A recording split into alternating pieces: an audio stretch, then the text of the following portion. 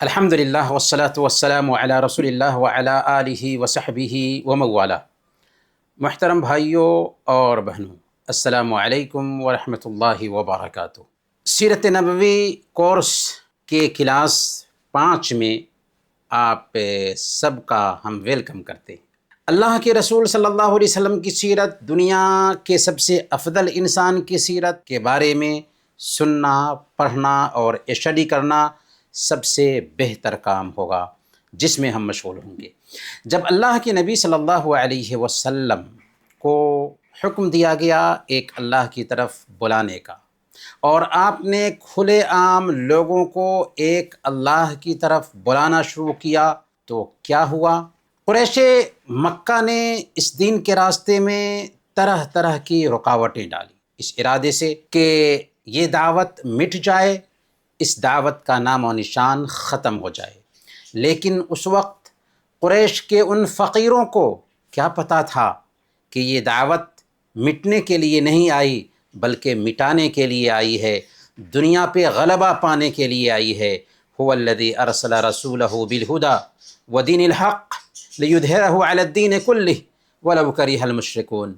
وہی اللہ ہے جس نے اپنے رسول کو ہدایت اور دین حق دے کر کے بھیجا تاکہ وہ تمام دینوں پر، تمام نظریات پر اسے غالب کر دے، چاہے مشرکین کو یہ بات کتنی ہی ناگوار کیوں نہ لگے۔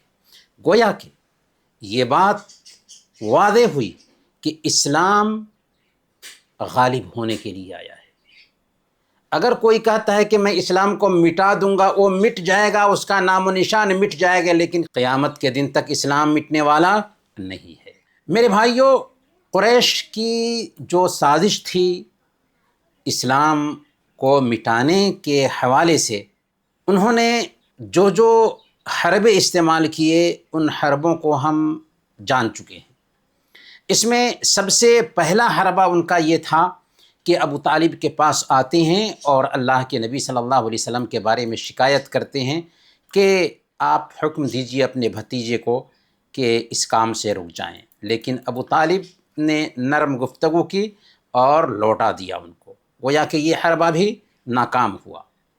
دوسرا حربہ انہوں نے یہ استعمال کیا کہ اللہ کے نبی صلی اللہ علیہ وسلم پر جھوٹے الزامات لگائے، اسلام لانے والوں کا مذاق اڑایا، ان کو حقارت سے دیکھتے، تچھ نظر سے دیکھتے، محمد صلی اللہ علیہ وسلم کے بارے میں کہتے کہ یہ شاعر ہے، یہ پاگل ہے، یہ دیوانہ ہے، یہ کاہن ہے، یہ جادوگر ہے، یہ جھوٹا ہے، عجیب عجیب طرح کی باتیں بنا کر کے پیش کرتے، اور کبھی کمزور مسلمانوں پہ طنز کرتے ہوئے کہتے کہ یہ دیکھو زمین کے بادشاہ آ گئے۔ اللہ کے رسول صلی اللہ علیہ وسلم بھی انہی لوگوں کے بیچ تھے، آپ انسانوں کے جیسے دل رکھتے تھے، آپ کو یہ باتیں سن کر کے سخت تکلیف ہوتی تھی، یہاں تک کہ اللہ تعالیٰ نے آپ کو تسلی دی، وَلَقَدْ نَعْلَمُ أَنَّكَ يَضِيقُ صَدْرُكَ بِمَا يَقُولُونَ۔ ہمیں معلوم ہے کہ ان کی باتوں سے آپ کا سینہ تنگ ہو رہا ہے، ہمیں پتہ ہے کہ آپ کو تکلیف ہوتی ہے، پھر اللہ نے تسلی دی، إِنَّا كَفَيْنَاكَ الْمُسْتَهْزِئِينَ۔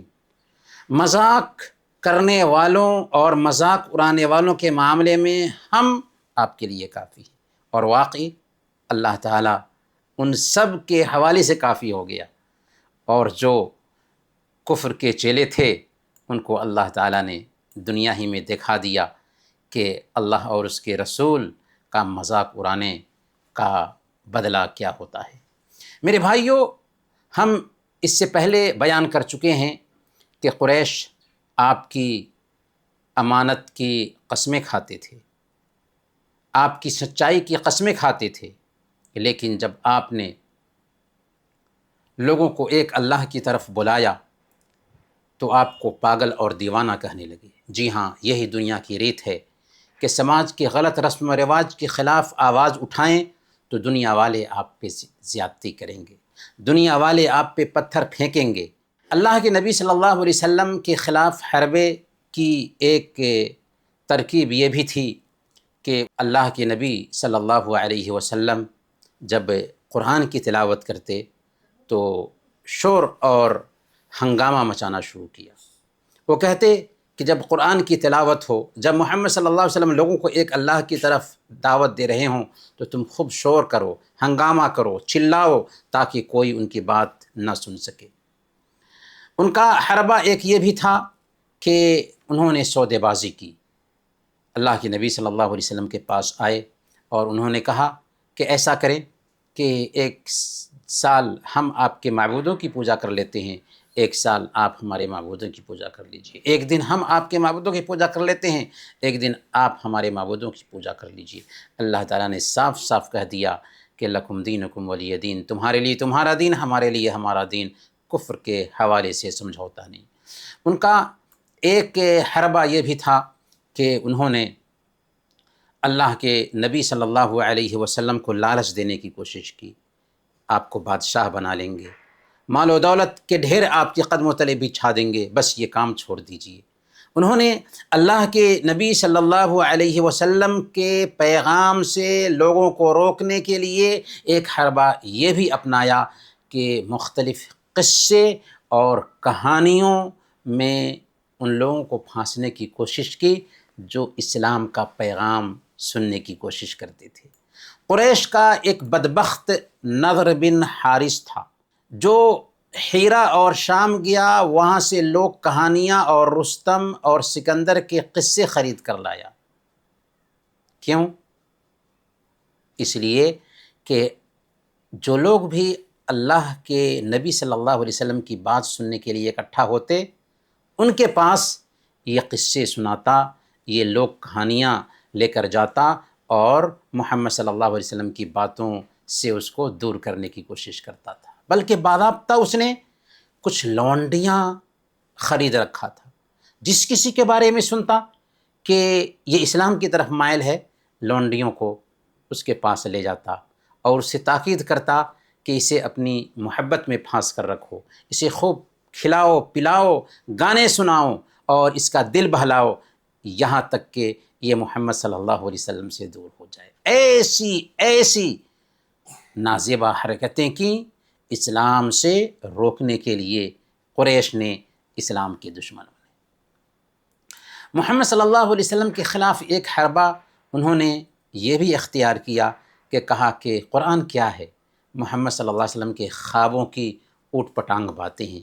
وہ کہتے کہ محمد اپنی طرف سے بنا کر پیش کرتے تھے، اپنی طرف سے بنا کر کے یہ کتاب پیش کرتے ہیں۔ کبھی کہتے کہ ان کے پاس ایک شیطان ہے جو ان کو سکھاتا ہے، کبھی کہتے کہ محمد صلی اللہ علیہ وسلم پاگل ہیں اور بکواس کر رہے ہیں۔ اس طرح کی انہونی باتیں کرتے تھے، حالانکہ وہ خود جانتے تھے کہ ہمارے بیچ محمد صلی اللہ علیہ وسلم دماغ کے اعتبار سے بہت پختہ ہیں، بہت سچے ہیں، بہت امانت دار ہیں، لیکن لوگوں کو ایک اللہ سے دور کرنا تھا، اس کے لیے ان کو تو کچھ نہ کچھ بات بنانی ہی تھی۔ جب یہ سارے حربے ناکام ہو گئے تو انہوں نے آخری کام یہ کیا کہ صحابہ کو اور اللہ کے نبی صلی اللہ علیہ وسلم کو تشدد کا نشانہ بنایا، جسمانی طور پر اللہ کے نبی صلی اللہ علیہ وسلم کو تکلیف پہنچائی۔ اللہ کے نبی صلی اللہ علیہ وسلم کو کیسے انہوں نے تکلیف پہنچائی جسمانی طور پر، ہم پچھلے کلاس میں یہ بھی بتا چکے ہیں۔ آج ہم صحابہ کرام کو انہوں نے کیسے کیسے تکلیفیں پہنچائیں، ان کے کچھ قصے سنیں گے تاکہ ہمارا بھی ایمان تازہ ہو سکے۔ پیارے بھائیو، یہ دین جو ہم تک پہنچا ہے، اس کے راستے میں بڑی قربانیاں دی گئی ہیں۔ اللہ کے رسول صلی اللہ علیہ وسلم اور آپ کے صحابہ نے طرح طرح کی تکلیفیں جھیلی ہیں، ایسی تکلیفیں کہ ان کے تصور سے رونگٹے کھڑے ہو جاتے ہیں، دل پھٹنے لگتا ہے۔ آئیے ذرا ان تکلیفوں کی ایک جھلک ہم دیکھتے ہیں تاکہ ہمارا ایمان تازہ ہو سکے۔ میرے بھائیو، حضرت بلال رضی اللہ تعالیٰ عنہ کو دیکھیے، یہ امیہ بن خلف کے غلام ہیں۔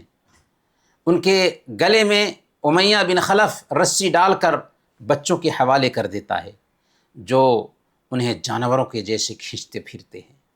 دوپہر کی چلچلاتی دھوپ میں، جی ہاں یہی دھوپ جس کا احساس ہمیں اے سی سے نکلنے کے بعد گلف ممالک میں ہوتا ہے، ایسی ہی دھوپ میں جا کر جلتی ریت پر یا پتھر پر سلا دیتا تھا اور سینے پر بھاری پتھر رکھ دیتا تھا کہ ہل بھی نہ سکے۔ پھر کیا کہتا کہ یا تو محمد کا انکار کر یا اسی حالت میں مر جا۔ لیکن بلال ہیں کہ زبان سے لفظ نکلتا ہے تو صرف ایک لفظ احد، احد، اللہ ایک ہے، ہم توحید کے متوالے ہیں، ہم توحید کے شیدائی ہیں، اور بس۔ حضرت عمار بن یاسر اور ان کے ماں باپ کو ابتح میں لے جایا جاتا تھا، ان سب کو چلچلاتی دھوپ میں تپایا جاتا تھا۔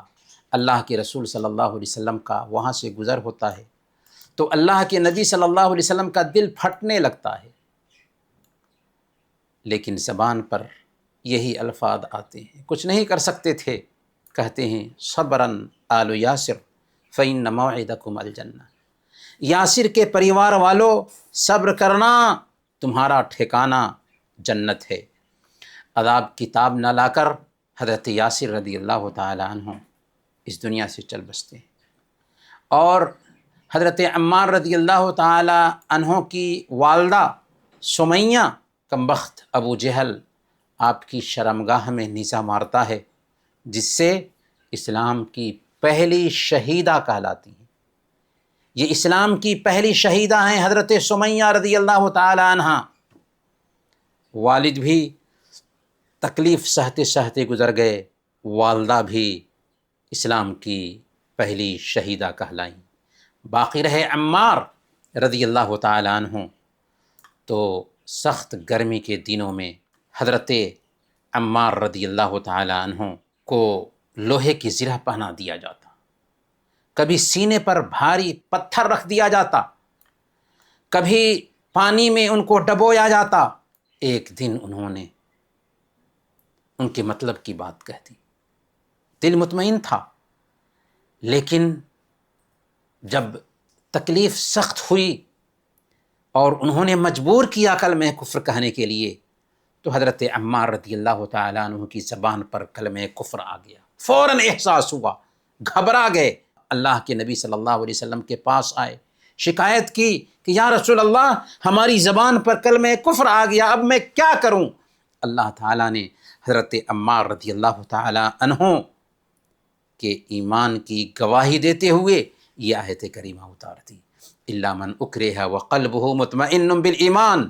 اے عمار، گھبرانے کی ضرورت نہیں ہے، تو ہمارا محبوب ہے جسے کلمہ کفر پر مجبور کیا گیا ہو، لیکن دل ایمان سے مطمئن ہو تو کوئی حرج کی بات نہیں، اس کا ایمان پکا ہے، اور اگر ایسی نوبت آئے تو کلمہ کفر کہا جا سکتا ہے۔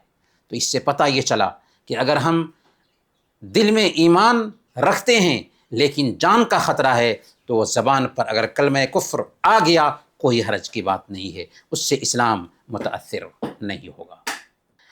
میرے بھائیوں، حضرت خباب بن ارت رضی اللہ تعالیٰ عنہ کو دیکھیے کہ کبھی دہکتے ہوئے لوہے سے انہیں داغا جاتا ہے، دہکتے ہوئے لوہے سے داغا جاتا ہے، کبھی جلتے ہوئے کوئلے پر جو جل رہا ہوتا اس کے اوپر لٹا دیا جاتا ہے، اور اوپر سے بھاری پتھر رکھ دیا جاتا ہے، کنی کے اوپر؟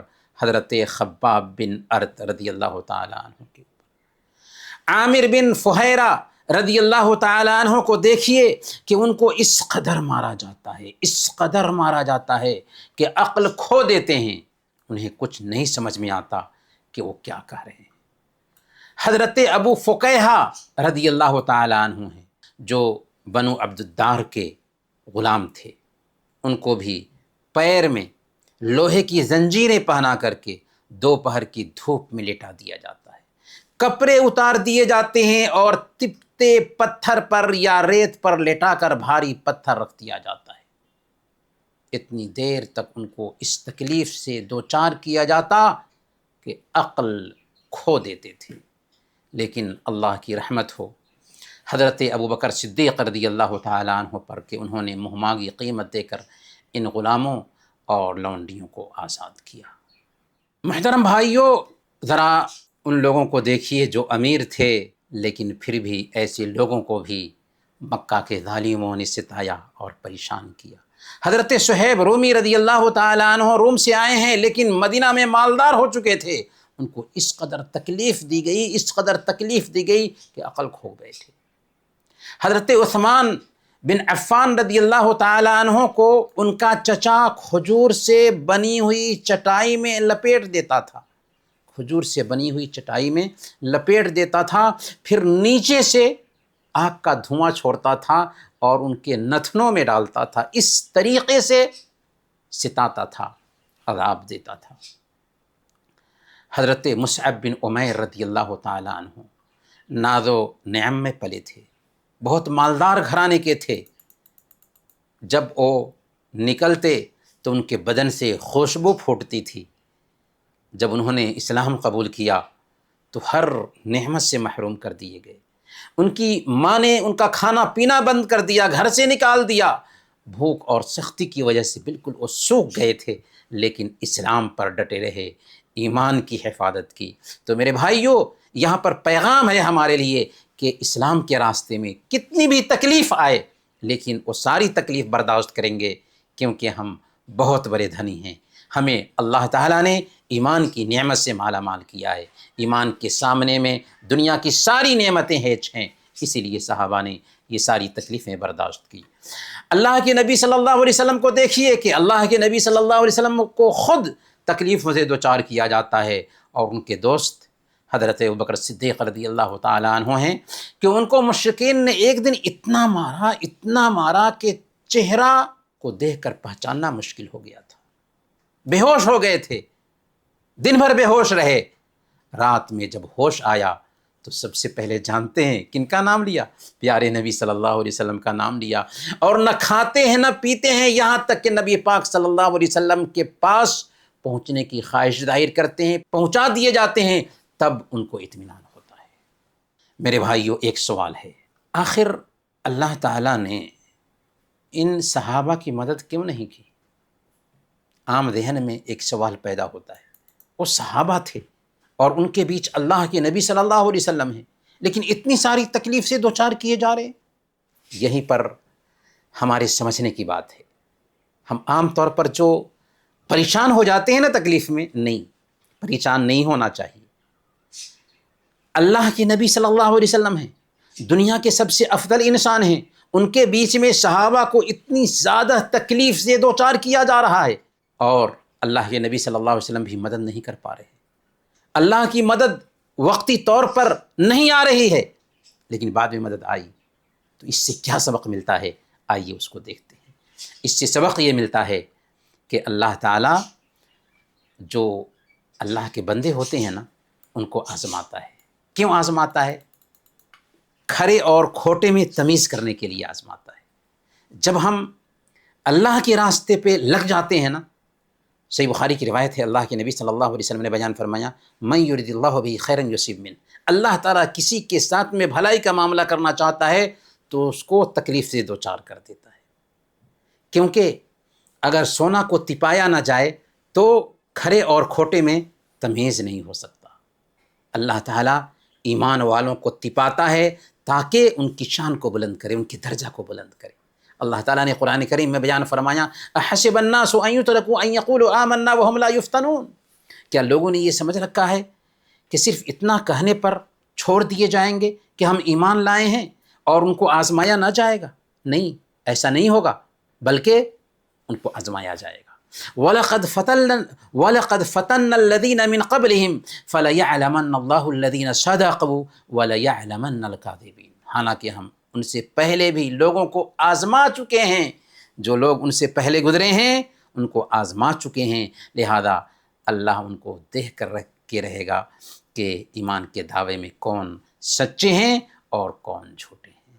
پتہ یہ چلا کہ اللہ تعالیٰ آزماتا ہے، مصیبتیں آتی ہیں ایمان والوں پر، پریشانیوں سے دوچار کیا جاتا ہے، کیونکہ یہ اللہ کا نظام ہے، اپنے نیک بندوں کو آزماتا ہے، لیکن آزمائش کے بعد درجہ اونچا ہوتا ہے۔ لعلہ خیر، اس آزمائش میں ہمارے لیے بہتری ہوتی ہے، ظاہر میں ہمیں پتہ نہیں چلتا۔ تو میرے بھائیوں، آئیے ہم دیکھتے ہیں کہ صحابہ کے ایمان پر جمے رہنے کا سیکریٹ کیا تھا، راز کیا تھا۔ پہلے نمبر پر صحابہ جو اتنی تکلیفیں برداشت کر لیتے ہیں، آخر یہ کیسے ممکن ہو پاتا ہے؟ پہلا نقطہ اس حوالے سے یہ ہے کہ ان کے دل میں اللہ کی محبت تھی اور دین پر کامل یقین تھا۔ صحابہ کرام کے دلوں میں اللہ کی محبت اور آخرت کے انعام کا یقین اس قدر بیٹھ چکا تھا کہ ان کے سامنے دنیا کی بڑی سے بڑی تکلیف بھی ہیچ تھی، معمولی تھی، ان کو کوئی اہمیت وہ نہیں دیتے تھے۔ انہیں یقین تھا کہ یہ تکلیف جو ہے نا وقتی ہے، عارضی ہے، چند روزہ ہے، اور اس کا بدلہ جنت ہے جو دائمی نعمت ہے۔ اس لیے انہوں نے اس تکلیف کو بہت آسانی سے برداشت کر لیا۔ دوسرے نمبر پر ان کے بیچ اللہ کے نبی صلی اللہ علیہ وسلم تھے۔ اللہ کے نبی صلی اللہ علیہ وسلم کا ساتھ انہیں حاصل تھا۔ اللہ کے نبی صلی اللہ علیہ وسلم کا ان کے بیچ ہونا ان کے لیے سب سے بڑی ڈھارس تھی۔ آپ صلی اللہ علیہ وسلم کی تربیت، آپ صلی اللہ علیہ وسلم کی صحبت نے ان کے اخلاق کو اور ان کے ارادے کو فولاد بنا دیا تھا، چٹان بنا دیا تھا، مضبوط بنا دیا تھا۔ آپ کا چہرہ دیکھ کر وہ ساری تکلیف بھول جایا کرتے تھے، کیونکہ وہ سمجھتے تھے کہ حق ہے اور حق کے راستے میں اللہ ہم سے قربانی چاہتا ہے۔ تیسرے نمبر پر انہوں نے حق کی سچائی کا مشاہدہ کیا تھا۔ انہوں نے اپنی آنکھوں سے اللہ کے نبی صلی اللہ علیہ وسلم پر اترنے والے معجزات دیکھے تھے، قرآن کی سچائی کو محسوس کیا تھا، اسی لیے ان کا یقین چٹان کے جیسے مضبوط ہو چکا تھا۔ جب انسان کو یہ یقین ہو جائے، پکا یقین کہ وہ حق پر ہے، تو پھر باطل کا کوئی بھی ظلم اس کو راستے سے نہیں ہٹا پاتا۔ یہی وہ خاص باتیں تھیں جنہوں نے صحابہ کے ایمان کو ڈگمگانے نہیں دیا۔ وہ ہر مشکل میں پہاڑ کے جیسے ڈٹے رہے۔ گویا کہ صحابہ کے ایمان کی مٹھاس نے ان کو ایسا مزہ دیا کہ اس مٹھاس کے سامنے دنیا کی تکلیف ان کے لیے روحانی سکون کا سبب بن گئی۔ میرے بھائیوں، آئیے اب آگے چلتے ہیں، دیکھتے ہیں کہ اللہ تعالیٰ نے ایمان والوں کے لیے کیا انتظام کیا۔ اللہ تعالیٰ نے ایک نیا ٹھکانہ دیا ایمان والوں کو، جس کا نام ہے دار ارقم۔ نبوت کا 5واں سال ہے۔ قریش کی زیادتیوں کے بیچ مسلمانوں کے لیے اللہ تعالیٰ نے ایک انتظام کیا کہ حضرت زید بن ابی ارقم رضی اللہ تعالیٰ عنہ اسلام لے آئے۔ زید بن ابی ارقم رضی اللہ تعالیٰ عنہ کے گھر کو اللہ کے نبی صلی اللہ علیہ وسلم نے مسلمانوں کے لیے تعلیم گاہ بنا لیا، مدرسہ بنا لیا۔ وہاں پر اکٹھا ہوتے تھے، ایمان والوں کے ساتھ لوگوں کو دین سکھاتے تھے، سب کے سب اپنے ایمان کی حفاظت کرتے تھے۔ یہاں پر ایک سوال ہو سکتا ہے کہ آخر حضرت زید بن ابی ارقم رضی اللہ تعالی عنہ کے گھر کا چوائس کیوں کیا تھا اللہ کے نبی صلی اللہ علیہ وسلم نے؟ تاکہ وہاں پر چھپ سکیں، وہاں پر دین سیکھنے کا اہتمام کر سکیں۔ تو اس لیے کہ حضرت زید بن ابی ارقم رضی اللہ تعالی عنہ کے ایمان کے بارے میں، اسلام کے بارے میں قریش مکہ کو معلوم نہیں تھا، اور وہ چھوٹی عمر کے صرف 16 سال کے نوجوان تھے۔ پھر وہ تھے بنو مخزوم سے۔ بنو مخزوم مسلمانوں کا کٹر دشمن تھا، اسلام کا کٹر دشمن تھا۔ اس لیے حضرت زید بن ابی ارقم کے بارے میں لوگوں کا خیال نہیں ہو سکتا تھا کہ ان کے گھر میں اسلام کا جھنڈا بلند ہوگا۔ پھر حضرت زید بن ابی ارقم رضی اللہ تعالیٰ عنہ کا جو گھر تھا وہ صفا کے دامن میں تھا، صفا کی چوٹی میں تھا، جہاں پر پہنچنا سب کے بس کی بات نہیں تھی۔ اسی لیے اللہ کے نبی صلی اللہ علیہ وسلم نے حضرت زید بن ارقم رضی اللہ تعالی عنہ کے گھر کو پناہ گاہ بنایا تاکہ وہاں پر صحابہ کے ساتھ اکٹھا ہوں اور صحابہ کو دین سکھا سکیں۔ اب ہم آتے ہیں ہجرت حبشہ کی طرف۔ اللہ کے رسول صلی اللہ علیہ وسلم اور آپ کے صحابہ کے ساتھ زیادتیاں جاری تھیں۔ مسلمانوں کے لیے مکہ کی زمین اپنی وسعت کے باوجود تنگ ہونے لگی تھی۔ ایسے سنگین حالات ہو گئے تھے کہ مکہ میں رہنا مشکل ہو رہا تھا۔ انہی حالات میں اللہ رب العالمین نے سورہ کہف اتاری۔ سورہ کہف کا نام سورہ کہف اس لیے ہے کہ اس سورہ میں غار کا ذکر ہے۔ غار سے مراد دراصل ان 7 نوجوانوں کی کہانی اس میں بتائی گئی ہے جو ظالم بادشاہ کے ظلم و ستم سے بچنے کے لیے، ایمان کی حفاظت کرنے کے لیے ایک غار میں پناہ لیے تھے، کیونکہ اس زمانے کا بادشاہ ظالم تھا، کفر اور شرک کا ارتکاب کرتا تھا، وہاں کے لوگ بھی ویسا ہی کرتے تھے۔ جب یہ 7 نوجوان ایمان لے آتے ہیں تو ظالم بادشاہ کی ایجنسی ان کے پیچھے پڑ جاتی ہے۔ یہ 7 نوجوان اپنے ایمان کی حفاظت کے لیے نکلتے ہیں، ایک غار میں پناہ لیتے ہیں، اللہ تعالیٰ ان کے اوپر نیند ڈال دیتا ہے، یہاں تک کہ 309 سال تک سوئے رہتے ہیں۔ اللہ تعالیٰ ان کے جسم کو بھی سلامت رکھتا ہے۔ 309 سال کے بعد جب ان کی آنکھ کھلتی ہے تو ان کو لگتا ہے کہ ہم ایک دن یا دن کا کچھ حصہ سوئے رہیں۔ اللہ تعالیٰ نے ان نوجوانوں کی حفاظت کی۔ یہاں پر پیغام تھا کہ اگر ظالم تنگ کر رہے ہوں تو اللہ کی زمین کشادہ ہے، اللہ کی زمین کشادہ ہے، جہاں چاہیں ہجرت کر جائیں۔ چنانچہ قریش کے ظلم و ستم سے بچنے کے لیے دوسری ترکیب اللہ کے نبی صلی اللہ علیہ وسلم نے یہ اپنائی۔ پہلی ترکیب تو یہ تھی کہ اللہ کے نبی صلی اللہ علیہ وسلم زید بن ابی ارقم کے گھر کو پناہ گاہ بناتے ہیں، اور دوسری ترکیب آپ کے ذہن میں یہ آئی کہ صحابہ کو ہجرت کرنے کی اجازت دی۔ کہاں گئے؟ کون کون تھے اس ہجرت میں؟ ان کا لیڈر کون تھا اور کیسے گئے؟ یہ دراصل ہجرت حبشہ کے نام سے ہم جانتے ہیں۔ آپ کو پتہ ہوگا کہ حبشہ کا بادشاہ نجاشی تھا، لیکن وہ بادشاہ انصاف پرور تھا، اس کے پاس کسی کے ساتھ ظلم نہیں ہوتا تھا۔ چنانچہ اللہ کے نبی صلی اللہ علیہ وسلم کے مشورہ سے یہ قافلہ حبشہ کے لیے نکلا۔ اس میں 12 مرد اور 4 عورتیں تھیں۔ ان کے سردار، ان کے لیڈر حضرت عثمان رضی اللہ تعالیٰ عنہ تھے، اور آپ کے ساتھ آپ کی بیوی حضرت رقیہ رضی اللہ تعالیٰ عنہ بھی تھی۔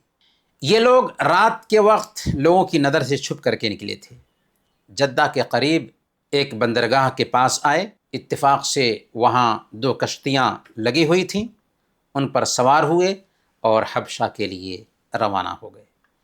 ان لوگوں کے نکلنے کے بعد کفار مکہ کو پتہ چلا کہ مسلمانوں کا ایک قافلہ نکلا ہے حبشہ کی طرف، تو ان کا پیچھا کرتے ہیں اور چاہتے ہیں کہ اپنے کنٹرول میں کر لیں، لیکن ان کے پہنچنے سے پہلے ہی یہ کشتی نکل چکی تھی اور ان کو اپنے قبضہ میں نہ کر سکے۔ کعبہ کے پاس انہی دنوں ایک عجیب واقعہ پیش آیا۔ واقعہ کیا تھا؟ ابھی مسلمانوں کے ہجرت کیے ہوئے 2 مہینے ہی ہوئے تھے کہ ایک دن اللہ کے نبی صلی اللہ علیہ وسلم کعبہ کے پاس آئے اور سورہ النجم کی تلاوت شروع کی۔ وہاں پر قریش کے بہت سارے لوگ جمع تھے۔ اللہ کے نبی صلی اللہ علیہ وسلم نے ان سب کے سامنے سورہ النجم کی تلاوت شروع کر دی۔ اس سورہ میں عجیب طرح کی کشش تھی، عجیب طرح کا کھنچاؤ تھا۔ اس سورہ کی طرف لوگوں کے دل کھینچنے لگے۔ اتنا اچھا کلام، سب مبہوت رہ گئے، حیرت میں پڑ گئے، یہاں تک کہ اللہ کے نبی صلی اللہ علیہ وسلم جب سورہ کے اخیر میں سجدہ کرتے ہیں، یہ دیکھ کر کے کفار مکہ جو وہاں پر موجود تھے جذبات سے بے قابو ہو جاتے ہیں اور وہ بھی سجدے میں گر جاتے ہیں۔ جب سجدے میں کفار مکہ بھی گر گئے تو اس واقعے کی خبر حبشہ پہنچ گئی، لیکن اس واقعے کو افواہ بنا کر کے پیش کیا گیا۔ افواہ یہ تھی کہ قریش نے اسلام قبول کر لیا ہے، حالانکہ انہوں نے اسلام قبول نہیں کیا تھا۔ قرآن کریم کا اثر ان کے اوپر ایسا طاری ہوا کہ جذبات سے بے قابو ہو گئے اور انہوں نے بھی اللہ کے نبی صلی اللہ علیہ وسلم کے ساتھ سجدہ کر لیا۔ جب افواہ کے طور پر صحابہ کو حبشہ میں یہ خبر ملی کہ قریش اسلام قبول کر لیے ہیں تو حبشہ سے وہ لوٹ کر آ گئے۔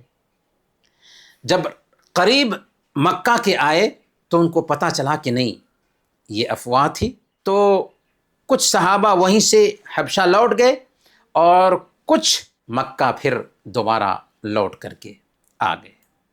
یہاں پر ایک قصہ جو عام طور پر کچھ مورخین نے بیان کیا ہے اس کو بھی ہم جان لیتے ہیں۔ یہ قصہ غرانیق ہے، یعنی غرانیق کی قصہ کی کیا حقیقت ہے اس کو ہم جانتے ہیں۔ کچھ مورخین نے بیان کیا ہے کہ جب اللہ کے نبی صلی اللہ علیہ وسلم نے سورہ النجم کی تلاوت کی اور اس آیت تک پہنچے افرأیتم اللات والعزی ومناة الثالثة الاخری، کہ کیا تم نے دیکھا ہے لات اور عزیٰ کو اور ایک تیسری منات کو بھی، تو شیطان نے مشرکین کو یہ الفاظ بھی سنا دی کہ تلک الغرانیق العلا وان شفاعتہن لترتجی، کہ یہ بلند مرتبہ مورتیاں جن کی شفاعت کی امید رکھی جا سکتی ہے۔ پھر سورہ ختم ہوئی تو اللہ کے نبی صلی اللہ علیہ وسلم نے سجدہ کیا تو مشرکین نے بھی سجدہ کیا، گویا کہ سجدہ جو کیا مشرکین نے اس کلام کو سن کر کے سجدہ کیا۔ حالانکہ اس روایت پہ غور کرتے ہیں تو یہ روایت سند کے اعتبار سے اور متن کے اعتبار سے دونوں اعتبار سے باطل ہے۔ اسی لیے شیخ البانی رحمۃ اللہ علیہ نے ایک کتاب لکھا ہے اس موضوع پر، نصب المجانیق لنصف قصۃ الغرانیق، جس میں انہوں نے اس قصے کی پوری سندیں بیان کی ہیں اور اس قصہ کو باطل اور ضعیف قرار دیا ہے۔ قصہ کیا ہے کہ اللہ کے نبی صلی اللہ علیہ وسلم جب سورہ النجم کی تلاوت کرتے ہیں تو اس کا اثر مشرکین مکہ پر ایسا ہوتا ہے کہ وہ مبہوت ہو جاتے ہیں اور سجدے میں گر جاتے ہیں۔ ایسا نہیں ہے کہ شیطان نے آیت کے بعد مورتیوں کا کچھ ذکر کر دیا تھا، اللہ کے نبی صلی اللہ علیہ وسلم کی زبان پر جاری کرا دیا تھا، یا شیطان نے کچھ بول دیا تھا جس کی وجہ سے انہوں نے اس طرح سے سجدہ کیا۔ اس کی کوئی حقیقت نہیں ہے۔ حقیقت صرف یہ ہے کہ قرآن کے اثر سے وہ مبہوت ہو گئے یہاں تک کہ انہوں نے سجدہ کیا تھا۔ حبشہ کی طرف دوبارہ ہجرت، جب قریش کو احساس ہوا کہ مسلمان حبشہ کی طرف ہجرت کر رہے ہیں تو قریش کی زیادتی اور زیادہ ہونے لگی۔ قریش نے اور زیادہ تکلیف پہنچانا شروع کیا۔ چنانچہ اللہ کے نبی صلی اللہ علیہ وسلم نے دوسرے سال مسلمانوں کو اجازت دے دی کہ دوبارہ مکہ کی طرف ہجرت کر سکتے ہیں۔ چنانچہ اس بار 82 یا 83 مرد اور 18 عورتوں نے ہجرت کیا۔ اب یہاں پر قریش کی سازش سامنے آتی ہے۔ قریش کا وفد نجاشی کے دربار میں پہنچتا ہے۔ چونکہ قریش اب فکر مند ہو گئے تھے کہ یہ لوگ حبشہ میں پناہ لے لیں گے، اس لیے انہوں نے آپس میں میٹنگ کی کہ حبشہ کے بادشاہ کے پاس ہمارا ایک وفد جائے، ایک نمائندہ جائے جو ان مسلمانوں کو وہاں سے واپس لے کر کے آئے۔ اسی ارادے سے قریش نے عمر بن عاص اور عبداللہ بن ربیعہ دونوں کو حبشہ بھیجا۔ یہ لوگ ابھی اسلام قبول نہیں کیے تھے۔ حبشہ پہنچنے کے بعد ان لوگوں نے سب سے پہلے جو وہاں کے پادری تھے ان سے ملاقاتیں کی اور مسلمانوں کے خلاف ان کے کان بھر دیے، انہیں تحفے تحائف بھی پیش کیے۔ اس کے بعد قریش کا وفد نجاشی کے دربار میں آتا ہے اور اسے بھی تحفے تحائف پیش کرتا ہے اور اس سے گزارش کرتا ہے کہ بادشاہ سلامت، آپ کے ملک میں ہمارے کچھ ناسمجھ لوگ بھاگ آئے ہیں، انہوں نے اپنی قوم کا دھرم چھوڑ دیا ہے، ایک نیا دھرم اپنا لیا ہے، انہیں لینے کے لیے ہم آپ کے پاس آئے ہیں، آپ ان کو ہمارے حوالے کر دیجیے۔ جب انہوں نے اپنی بات مکمل کر لی تو پادریوں نے بھی قریش کے وفد کی تائید کی، اور کیوں تائید کی؟ اس لیے کہ پہلے ہی ان کو تحفے تحائف مل چکے تھے۔ لیکن نجاشی بہت عقل مند انسان تھا۔ بادشاہ نے کہا کہ میں اس وقت تک تمہارے حوالے انہیں نہیں کر سکتا جب تک کہ میں خود ان سے سن نہ لوں کہ آخر وہ کیا عقیدہ رکھتے ہیں، کیا ان کی سوچ ہے اور کیوں یہاں آئے ہیں۔ چنانچہ حضرت جعفر رضی اللہ تعالی عنہ ان کے بیچ آتے ہیں مسلمانوں کے ساتھ، اور حضرت جعفر رضی اللہ تعالی عنہ مسلمانوں کے نمائندہ بنتے ہیں۔ بادشاہ نے پوچھا کہ وہ کون سا دین ہے جسے تم لوگوں نے اپنایا ہے؟ اس کے جواب میں حضرت جعفر رضی اللہ تعالی عنہ بادشاہ کے دربار میں تقریر کرتے ہیں۔ تقریر میں حضرت جعفر رضی اللہ تعالی عنہ نے کیا کہا تھا، آئیے اس کو سنتے ہیں۔ بادشاہ، ہم جاہلیت والی قوم تھے، بت پوجتے تھے، مردار کھاتے تھے، برائیاں کرتے تھے، ہم میں کوئی خوبی نہ تھی کہ اسی بیچ اللہ تعالیٰ نے ہم میں سے ایک رسول بھیجا، اس کی امانت، سچائی اور پاک دامنی کو ہم جانتے تھے۔ اس نے ہمیں کہا کہ صرف ایک اللہ کی عبادت کریں، بتوں کی پوجا نہ کریں، سچ بولیں، امانت ادا کریں، رشتہ داروں کا خیال کریں، برائیوں سے بچیں۔ ہم نے ان خوبیوں کی وجہ سے اس پیغمبر کو سچا مان لیا، ایک اللہ کی عبادت کرنے لگے، حرام کو حرام اور حلال کو حلال سمجھنے لگے۔ اس پر ہماری قوم نے ہمیں مجبور کیا کہ ہم جو برائیاں کرتے تھے وہ برائیاں پھر کرنے لگ جائیں۔ جب انہوں نے ہم پر ظلم کیا، زمین ہمارے لیے تنگ کر دی، تو ہم آپ کی پناہ میں آئے ہیں، اور ہمیں امید ہے بادشاہ سلامت آپ کے پاس ہمارے اوپر ظلم نہیں کیا جائے گا۔ حضرت جعفر رضی اللہ تعالی عنہ کی یہ تقریر تھی جو حبشہ کے بادشاہ کے دربار میں ہوئی تھی۔ جب نجاشی نے یہ تقریر سنی تو نجاشی نے عرض کیا، تمہارے پاس اگر کچھ قرآن ہے تو اس میں سے سناؤ۔ حضرت جعفر رضی اللہ تعالی عنہ نے سورہ مریم کی ابتدائی آیتیں تلاوت کی۔ اس پر نجاشی اتنا رویا کہ اس کی داڑھی بھیگ گئی۔ وہاں موجود پادری بھی نجاشی کو دیکھ کر کے رونے لگے۔ اس کا بیان تھا، یہ کلام اور وہ کلام جو حضرت عیسیٰ علیہ السلام لے کر آئے تھے، دونوں ایک ہی چراغ سے نکلے ہوئے ہیں۔ اس کے بعد نجاشی قریش کے نمائندے سے خطاب کرتے ہوئے کہتا ہے، تم یہاں سے چلے جاؤ، کسی صورت میں میں مسلمانوں کو یہاں سے نہیں نکال سکتا، تمہارے حوالے نہیں کر سکتا۔ بلکہ نجاشی نے جو تحفہ اور تحائف لے کر کے قریش کے نمائندے آئے تھے، ان تحفے اور تحائف بھی ان کے حوالے کر دیا اور کہا کہ لے کر جاؤ اپنے تحفے اور تحائف، اور مسلمانوں کو تمہارے حوالے نہیں کر سکتا۔ اب چونکہ قریش کے جو نمائندے تھے ان کے ہاتھ کے طوطے اڑتے ہوئے دکھائی دیے، تو ظالم جو ہوتا ہے نا، الگ الگ ترکیب سوچتا ہے۔ اگلے دن عمر بن عاص ایک نئی سازش لے کر کے بادشاہ کے دربار میں آتے ہیں، نجاشی کے پاس پہنچے اور نجاشی کا کان بھرا کہ جانتے ہیں بادشاہ سلامت کہ یہ لوگ آپ کے جیسس عیسیٰ کے بارے میں نازیبا کلمات کہتے ہیں اور صحیح عقیدہ نہیں رکھتے۔ نجاشی نے مسلمانوں کو پھر بلایا اور پوچھا مسلمانوں سے کہ عیسیٰ علیہ السلام کے بارے میں تمہارا کیا عقیدہ ہے؟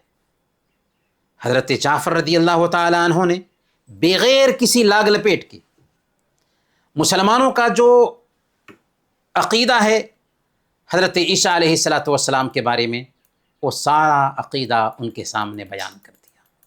یہ نہیں کہا کہ ہم جیسس کو سن آف گاڈ مانتے ہی نہیں، بلکہ صحیح عقیدہ پیش کیا۔ ہم اللہ کے بارے میں وہی کہتے ہیں جو ہمارے نبی پر اترا کہ حضرت عیسیٰ اللہ کے بندے اور اس کے رسول ہیں، اس کی بھیجی ہوئی روح اور کلمہ ہے جو اللہ نے کنواری مریم کی طرف بھیجا تھا۔ یہ سن کر نجاشی نے زمین سے ایک تنکا اٹھایا اور حضرت جعفر رضی اللہ تعالی عنہ سے خطاب کرتے ہوئے کہا، آپ نے جو فرمایا ہے اس سے حضرت عیسیٰ علیہ السلام اس تنکے کے برابر بھی زیادہ نہیں، یعنی آپ کی بات ہو بہو صحیح ہے، جو آپ نے کہا بالکل عیسیٰ علیہ السلام اتنے ہی ہیں، اس سے ذرہ برابر بھی زیادہ نہیں۔ یہ سننا تھا کہ قریش کے جو وفد تھے وہ منہ لٹکائے ہوئے مکہ آ گئے اور صحابہ امن و امان کے ساتھ حبشہ میں رہنے لگے۔ میرے بھائیوں، حبشہ ہجرت کے کیا ثمرات حاصل ہوئے، کیا پھل ملا مسلمانوں کو، تو 4 نتیجے پہ ہم غور کرتے ہیں۔ سب سے پہلا پھل جو ملا وہ یہ تھا کہ مظلوموں کے لیے امن کا ٹھکانہ حاصل ہو گیا۔ مکہ میں صحابہ ستائے جا رہے تھے، تو مسلمان جب حبشہ جاتے ہیں تو وہاں ان کو ایک محفوظ پناہ گاہ مل گئی، جہاں وہ ظلم و ستم سے بالکل محفوظ سکون کی سانس لے سکے۔ دوسرے نمبر پر اللہ کے نبی صلی اللہ علیہ وسلم کی یہاں پر بصیرت بھی ظاہر ہوتی ہے کہ اللہ کے نبی صلی اللہ علیہ وسلم نے مسلمانوں کو صحیح مشورہ دیا۔ یہ فیصلہ اللہ کے نبی صلی اللہ علیہ وسلم کا تھا، آپ کا مشورہ تھا، جس میں مسلمانوں کے لیے برکت تھی، مسلمانوں کے لیے خیر چھپا ہوا تھا، اور الحمدللہ ویسا ہی ہوا جیسا اللہ کے نبی صلی اللہ علیہ وسلم نے مشورہ دیا تھا۔ تیسرے نمبر پر یہاں پہنچے صحابہ تو دعوت کے لیے ایک نیا موقع ملا۔ حبشہ کی زمین پر مسلمان اپنے دین پر عمل کرنے لگ گئے، اور پھر اسلام کا پیغام حبشہ کی زمین تک بھی پہنچا، گویا کہ اسلام کی خوشبو مکہ سے نکل کر کے حبشہ تک بھی پہنچ گئی۔ اور چوتھے نمبر پر خود نجاشی حبشہ کا بادشاہ اسلام قبول کر لیتا ہے، اور یہ سب سے بڑی کامیابی تھی کہ حبشہ کا بادشاہ جس کا نام اصحمہ تھا، اصحمہ، خود مسلمان ہو گیا۔ اگرچہ حالات کی وجہ سے اصحمہ نے اپنے ایمان کو چھپائے رکھا، لیکن جب اس کا انتقال ہو گیا تو حضرت جبریل اللہ کے نبی صلی اللہ علیہ وسلم کے پاس آئے اور اصحمہ نجاشی کی موت کی خبر دی۔ چنانچہ اللہ کے نبی صلی اللہ علیہ وسلم نے باضابطہ صحابہ کرام کو ان کی موت کی خبر دی، اور صحابہ کرام کے ساتھ گئے اور آپ نے ان کے جنازے کی غائبانہ نماز ادا فرمائی۔ چنانچہ صحیح بخاری اور صحیح مسلم کی روایت ہے، حضرت ابو ہریرہ رضی اللہ تعالیٰ عنہ بیان فرماتے ہیں کہ ان رسول اللہ صلی اللہ علیہ وسلم نعى النجاشی فی اليوم الذي مات فيه وخرج الى المصلى فصف بهم وکبر 4، کہ اللہ کے نبی صلی اللہ علیہ وسلم نے نجاشی حبشہ کے بادشاہ کی موت کی خبر اسی دن دی جس دن ان کی وفات ہوئی تھی۔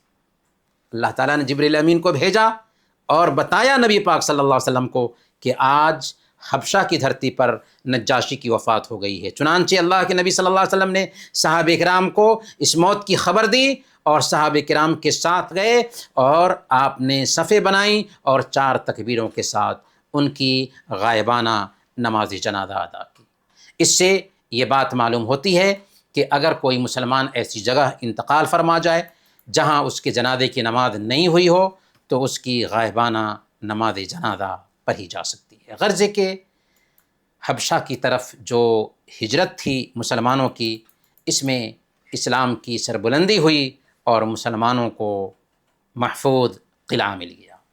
میرے بھائیوں، ہمیں یہاں پر ایک اہم سبق یہ ملتا ہے کہ غائب ہونے پر بھی اللہ تعالیٰ نے ان کو یاد رکھا اور ان کے جنازے کی نماز پڑھی گئی۔ نجاشی کے کردار سے ہمیں یہ پتہ چلتا ہے، اور پھر یہ بھی پتہ چلتا ہے کہ سچائی کی ہمیشہ جیت ہوتی ہے۔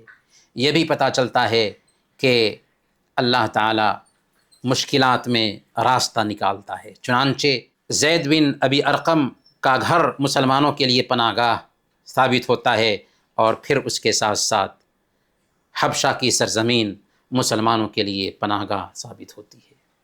اب سوالات کی طرف ہم دھیان دیتے ہیں۔ جو کچھ بھی ہم نے سیکھا ہے، ہم اب آپ سے سوالات کریں گے۔ سب سے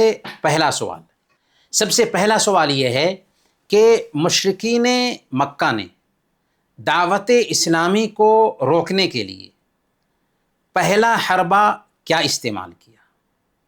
جواب ہے جسمانی تشدد، دوسرے نمبر پر ابو طالب سے شکایت، تیسرے نمبر پر لالچ دینا، چوتھے نمبر پر جادو کا الزام۔ بتائیے۔ ابو طالب سے شکایت، بہت اچھا جواب، صحیح ہے، ابو طالب سے شکایت کی۔ دوسرا سوال، حبشہ کی طرف پہلی ہجرت میں کتنے مرد اور کتنی عورتیں تھیں؟ پہلا جواب ہے 10 مرد 5 عورتیں، دوسرا جواب ہے 12 مرد 4 عورتیں، تیسرا جواب ہے 83 مرد 18 عورتیں، چوتھا جواب ہے 20 مرد 10 عورتیں۔ 12 مرد اور 4 عورتیں، جی۔ تیسرا سوال ہے اسحمہ کس کا اصل نام تھا؟ پہلا جواب ہے جعفر طیار کا، دوسرا جواب ہے نجاشی کا، تیسرا جواب ہے نضر بن حارث کا، چوتھا جواب ہے ابو فقیہہ کا۔ نجاشی کا، بالکل جواب صحیح ہے۔ چوتھا سوال ہے اسلام کی سب سے پہلی شہیدہ کون ہیں؟ پہلا جواب ہے رقیہ، دوسرا جواب ہے سمیہ، تیسرا جواب ہے فاطمہ، چوتھا جواب ہے لبینہ رضی اللہ عنہن اجمعین۔ حضرت سمیہ، بہت اچھا جواب صحیح ہے۔ پانچواں سوال ہے مشرکین مکہ نے نجاشی کے دربار میں اپنا وفد بنا کر کے کن کو بھیجا تھا؟ پہلا جواب ہے ابو جہل اور ابو لہب کو، دوسرا جواب ہے عمر بن عاص اور عبداللہ بن ربیعہ کو، تیسرا جواب ہے عتبہ اور شیبہ کو، چوتھا جواب ہے ولید بن مغیرہ کو۔ عمر بن عاص اور عبداللہ بن ربیعہ۔ بالکل جواب صحیح ہے، جواب صحیح ہے، عمر بن عاص اور عبداللہ بن ربیعہ کو۔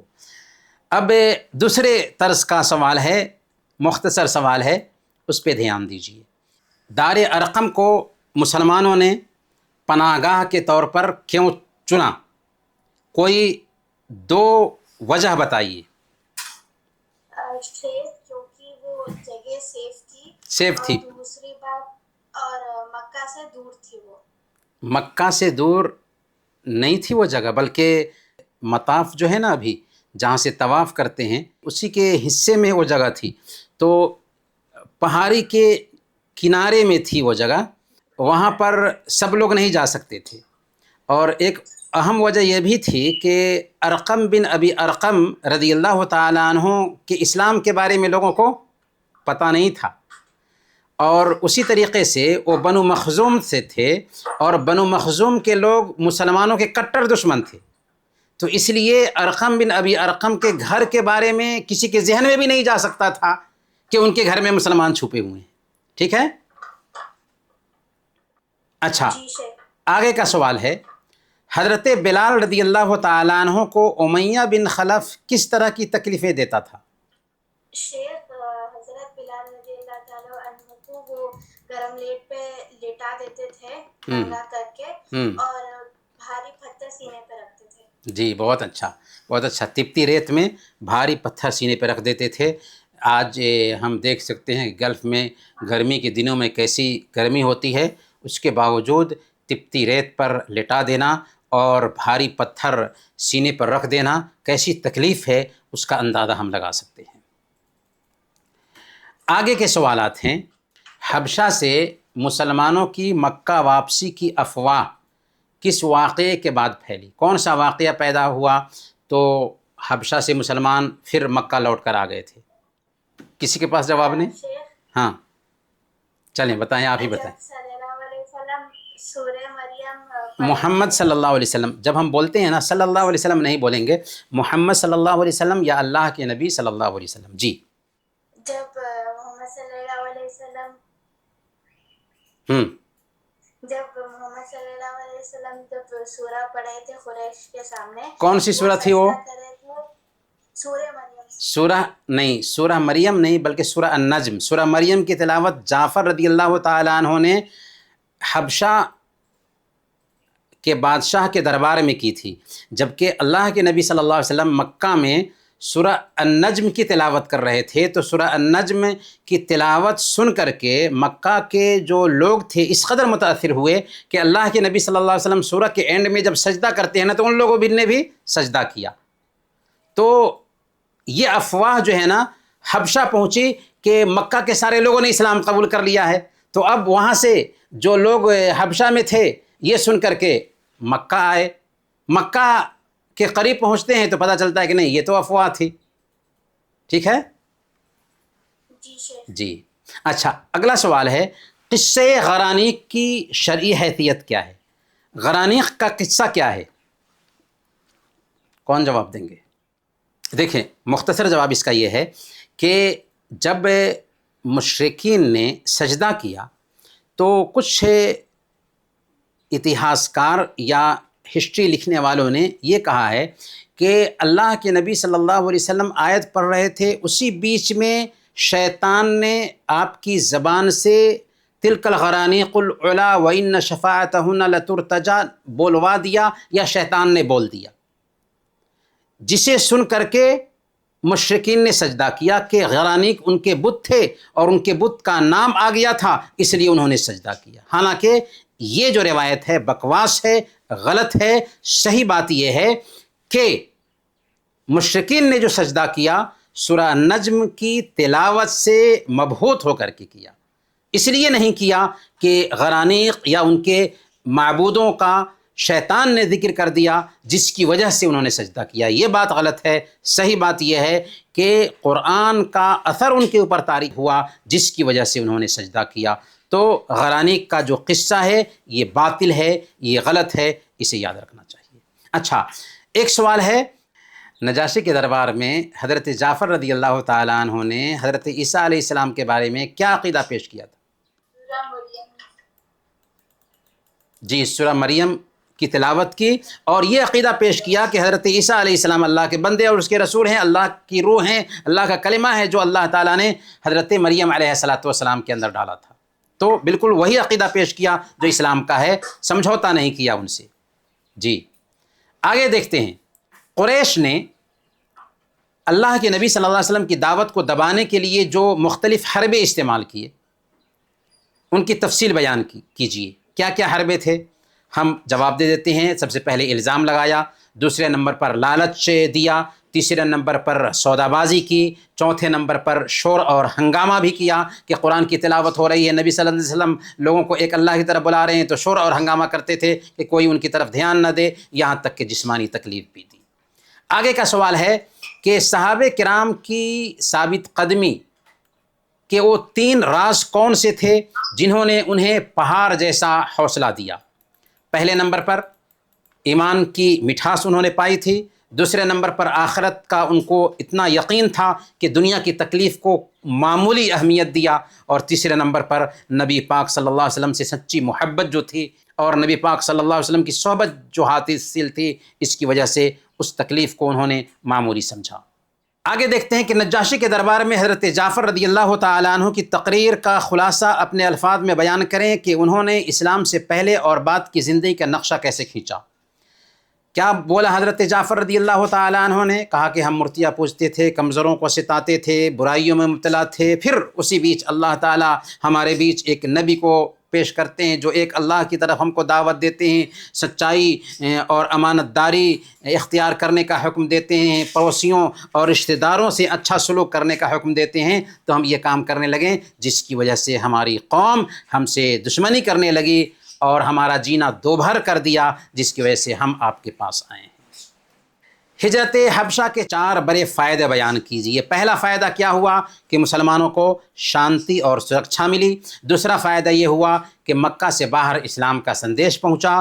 تیسرا فائدہ یہ ہوا کہ نجاشی اسلام قبول کر لیا۔ چوتھا فائدہ یہ ہوا کہ مشرکین کی جو چالیں تھیں وہ ناکام ہو گئیں۔ اگلا سوال دیکھتے ہیں اور یہ آخری سوال ہے۔ اس میں کیا کرنا ہے؟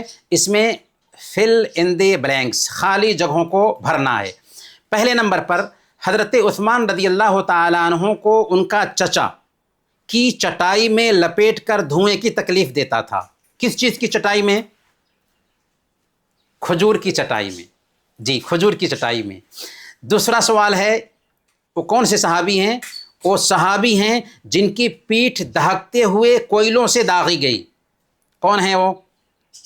حضرت خباب رضی اللہ تعالیٰ عنہ. جواب یہ ہوگا. جی تیسرا ہے نجاشی کے انتقال پر نبی پاک صلی اللہ علیہ وسلم نے مدینہ میں ان کی کیا نماز جنازہ پڑھائی. ان کی موت کا اعلان کیا، صحابہ کو خبر دی اور پھر ان کے جنازے کی نماز پڑھائی. اچھا آگے ہے چوتھے نمبر پر سورہ کی تلاوت کے دوران مکہ کے مشرکین اس کی کشش میں ہوش کھو بیٹھتے ہیں اور سجدے میں گر جاتے ہیں. کون سی سورہ تھی؟ سورہ النجم. سورہ النجم. جی جی جی. آخری جو سوال ہے کہ نجاشی نے حضرت جعفر کی تقریر سن کر کہا کہ یہ کلام اور حضرت عیسیٰ علیہ السلام کا کلام ایک ہی سے نکلے ہوئے ہیں. ایک ہی سے مطلب ایک ہی چراغ سے، ایک ہی چراغ سے نکلے ہوئے. یہاں پر چراغ جواب ہوگا. انہیں کلمات کے ساتھ ہماری بات ختم ہوتی ہے. اللہ تعالیٰ سے دعا ہے کہ اللہ تعالیٰ ہم سب کو جو کچھ بھی سیکھا ہے انہیں یاد کرنے اور پیارے نبی صلی اللہ علیہ وسلم کو اپنا آئیڈیل بنانے کی توفیق عطا فرمائے. آمین. وصلی اللہ علی نبینا محمد وعلی آلہ وصحبہ.